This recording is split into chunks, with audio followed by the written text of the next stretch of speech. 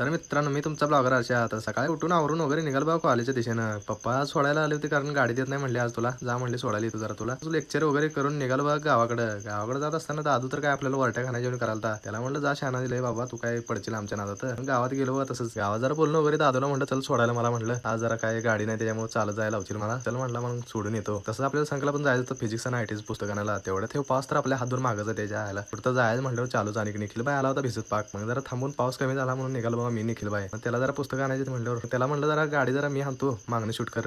मग तसंच सागरबाई गाठ पडला. त्याला बोलून वगैरे आम्ही निघालो बघा घराकडे. पुस्तकं वगैरे घेऊन नवीन कट भावान नवीन कट पुस्तक घेतलं त्याच्या आयला नादच करायला म्हणत तसंच गेलो घराकडे तेव्हा आपल्याला सोडून निघाला बघा. मग मी पण आता जरा कपडे वगैरे चेंज करून गेलो बघा माळावर जाऊन बघतो तर आपले काय गँग लोक असे बाजरीच्या ह्याच्यात गोटी लावत बसले ते. त्यांच्या गोटीत आनंद घेत मी पण ब्लॉग शूट करत होतो. तेवढ्यात वातावरण तर एवढं घाण लवडं झालं त्याच्या आयला काय खतरनाक नादच करायला नाही. तेवढ्यात पाऊस पण लई मोठा यायला आलता मागं म्हणून असं घेऊन गेलो घराकडे जाऊन बघतो तर पाऊस तर असला डेंजर आला. तेवढ्यात भिजता वाचलो मी पण. तुम्ही पण जातो तर तेवढं फॉलेज वाटतं तेवढा ना.